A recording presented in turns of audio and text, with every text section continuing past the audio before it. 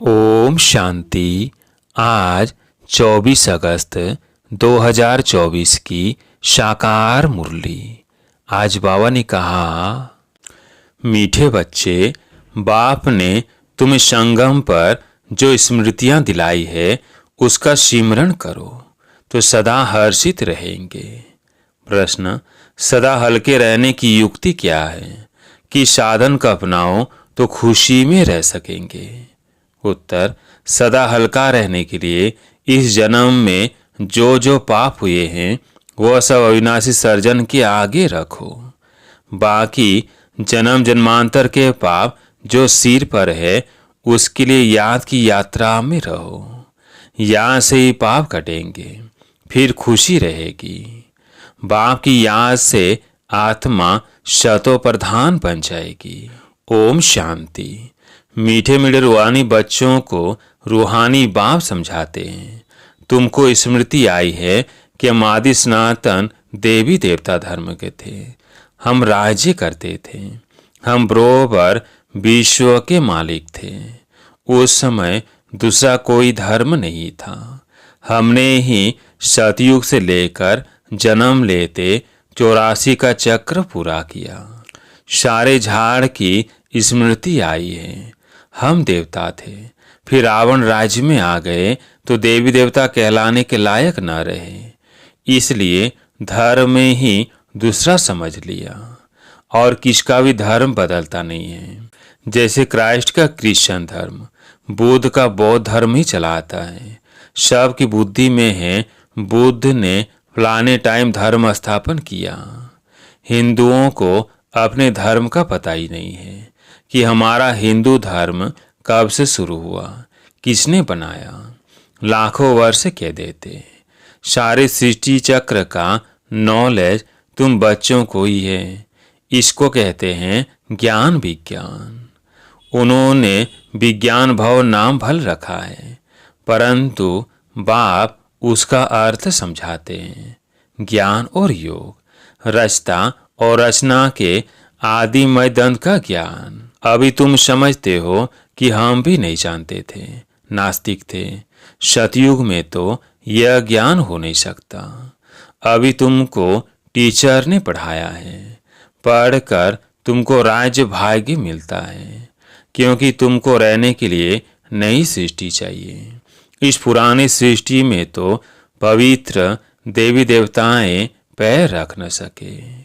बाप आकर तुम्हारे लिए पुरानी दुनिया का विनाश कर नई दुनिया स्थापन करते हैं। हमारे लिए विनाश जरूर होना है। कल्प कल्पांतर हम यह पाठ बजाते हैं। बाबा पूछते हैं, आगे कब मिले हो?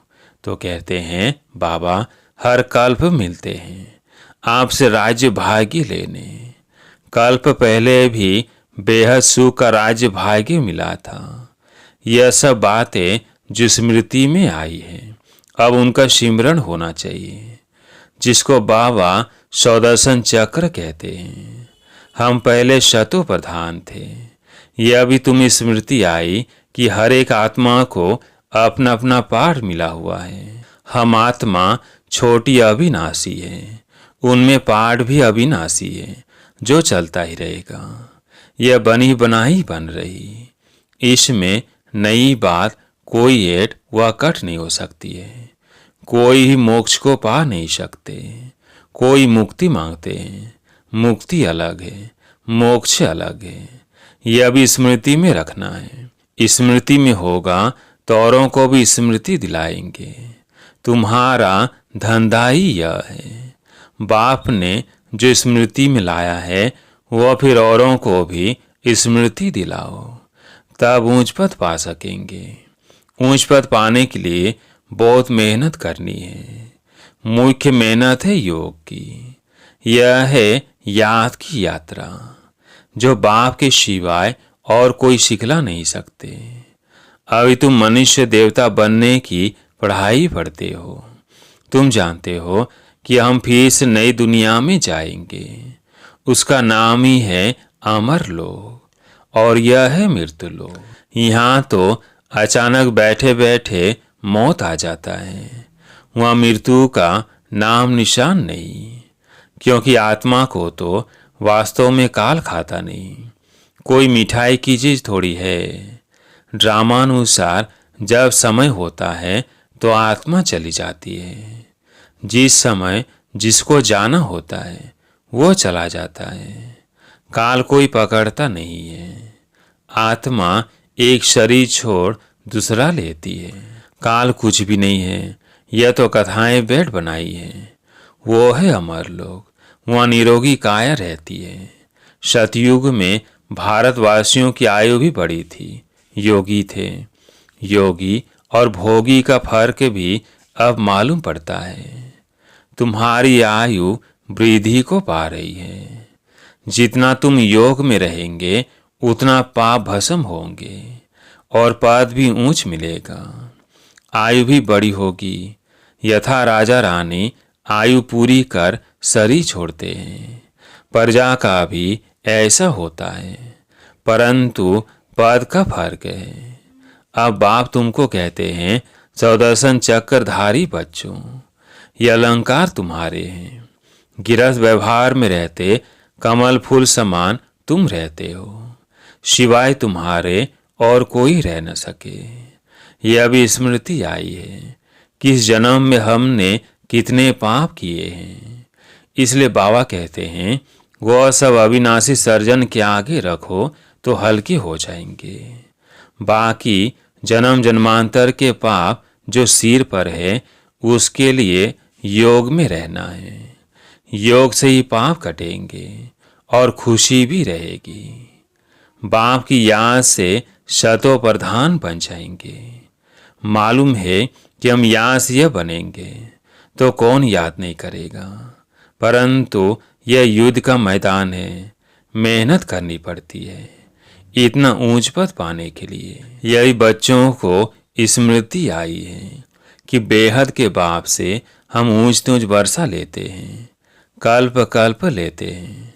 तुम्हारे पास बहुत आएंगे, आकर महामंत्र लेंगे मन मना भव का। मन मना भव का अर्थ है अपने को आत्मा समझ बाप को याद करो। यह महान मंत्र महान आत्मा बनने के लिए। वो कोई महात्मा है नहीं। महात्मा तो वास्तव में श्री कृष्ण को कहा जाता है, क्योंकि वह पवित्र है।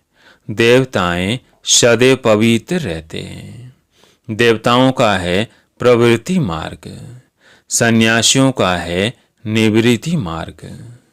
स्त्रियां तो धक्के खा न सके। यह सब अभी कलयुग में खराबियां हो गई हैं। स्त्रियों को भी सन्यासी बनाकर ले जाते हैं, फिर भी उन्हों की पवित्रता पर भारत थमा रहता है। जैसे पुराने मकान को पोछी आदि लगाई जाती है तो जैसे नया बन जाता है, यह सन्यासी भी पोछी दे कुछ बचाव करते हैं। परंतु बाप कहते हैं वह धर्म ही अलग है, पवित्र बनते हैं। भारत खंड में ही इतने देवी देवताओं के मंदिर भक्ति आदि है। यह भी खेल है जिसका वृत्तांत तुम बताते हो। भक्ति मार्ग के लिए यह सब भी चाहिए ना। एक शिव के कितने नाम रख दिए, नाम पर मंदिर बनता गया है। ढेर के ढेर मंदिर है, कितना खर्चा होता है। मिलता फिर भी आधा कल्प का सुख है। बस बहुत पैसे लगाते हैं, मूर्तियां टूट फूट जाती है।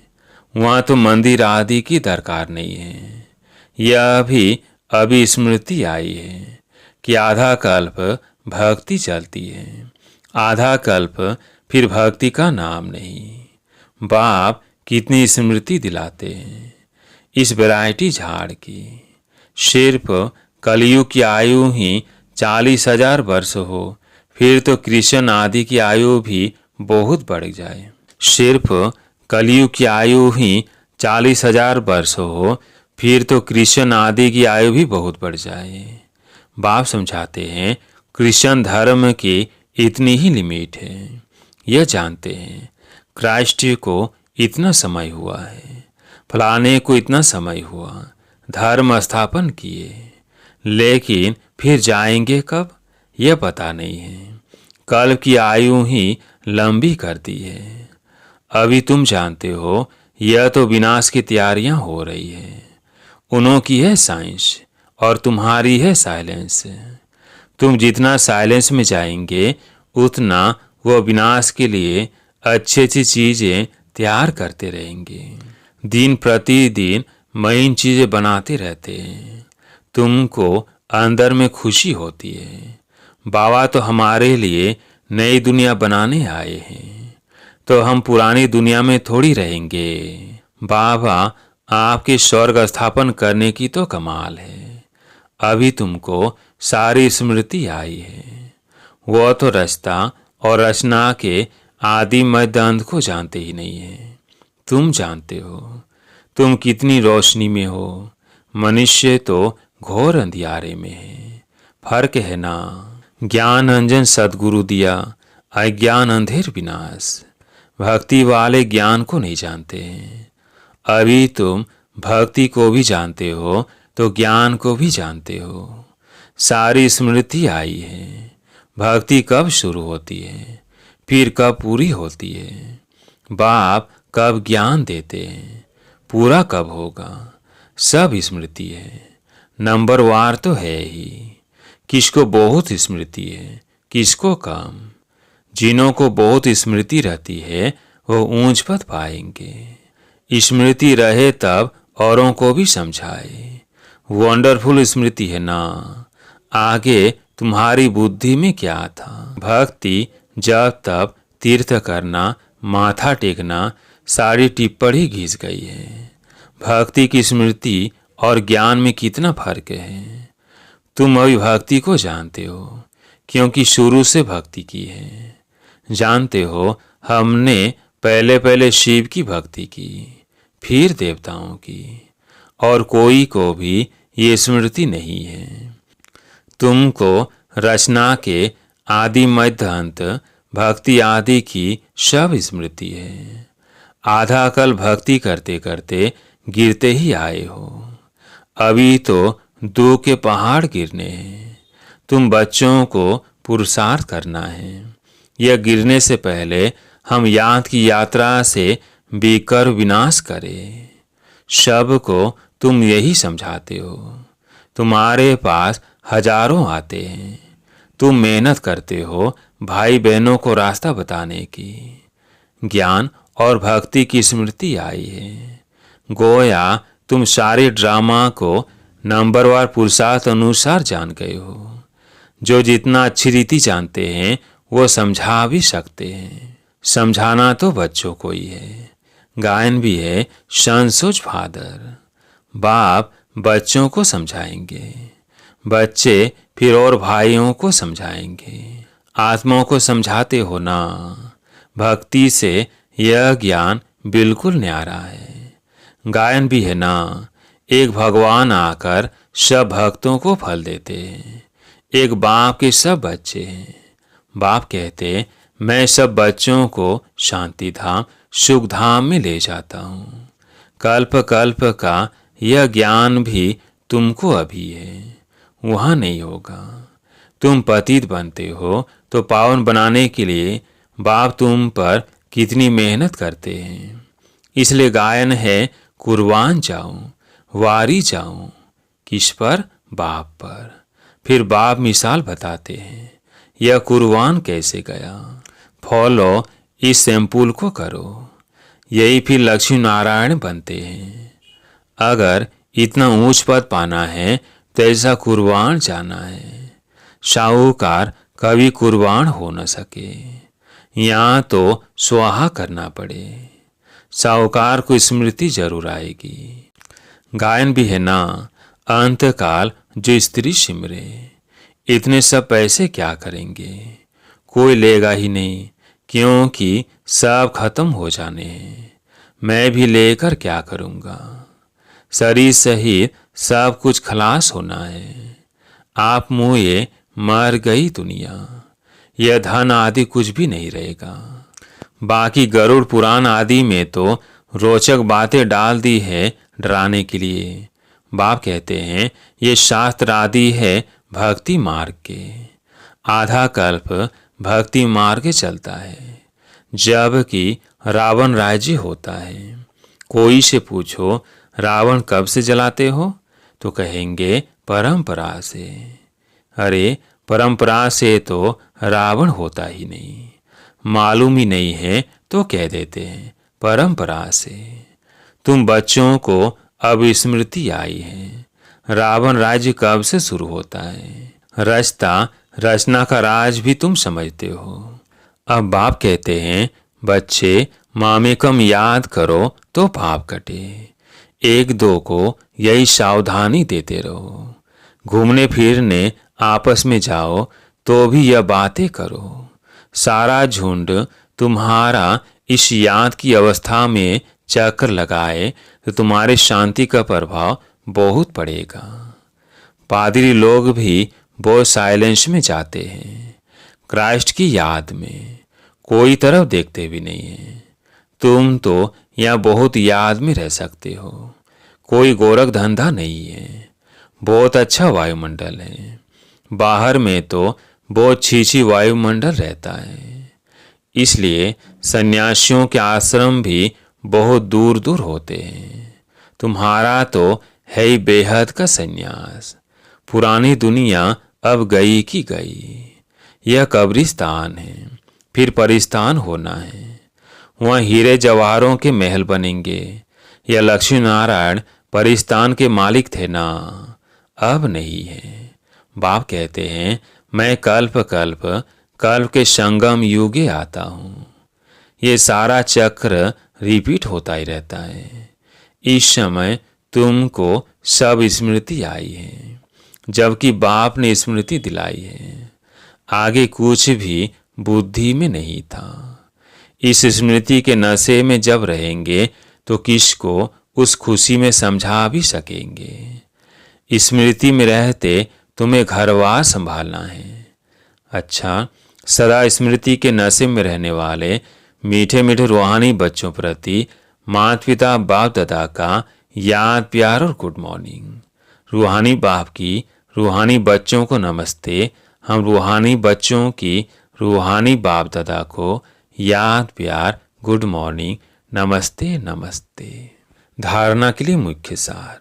पहला पॉइंट है, ड्रामा के आदि मध्य अंत को अच्छी तरह समझ स्मृति में रख दूसरों को भी स्मृति दिलानी है। ज्ञान अंजन देकर अज्ञान अंधेरे को दूर करना है। दूसरा पॉइंट है, ब्रह्मा बाप समान कुर्बान जाने में पूरा फॉलो करना है। शरीर सहित सब खलास हो जाना है, इसलिए इससे पहले ही जीते जी मरना है, ताकि अंत समय में कुछ भी याद ना आए। आज प्यारे मीठे बाबा का वरदान, विशेषता के संस्कारों को नेचुरल नेचर बनाए, साधारणता को समाप्त करने वाले मर जीवा भव। विशेषता के संस्कारों को नेचुरल नेचर बनाए, साधारणता को समाप्त करने वाले मर जीवा भव। जो नेचर होती है वह स्वतः अपना काम करती है, सोचना बनाना या करना नहीं पड़ता है, लेकिन स्वतः हो जाता है। ऐसे मर जीवा जन्मधारी ब्राह्मणों की नेचर ही है, विशेष आत्मा की विशेषता की। यह विशेषता के संस्कार नेचुरल नेचर बन जाए और हर एक के दिल से निकले कि मेरी यह नेचर है। साधारणता पास्ट की नेचर है, अभी की नहीं, क्योंकि नया जन्म ले लिया। तो नए जन्म की नेचर विशेषता है, साधारणता नहीं। स्लोगन, रॉयल वो है जो सदा ज्ञान रत्नों से खेलते, पत्थरों से नहीं। रॉयल वो है जो सदा ज्ञान रत्नों से खेलते, पत्थरों से नहीं। अच्छा, ओम शांति।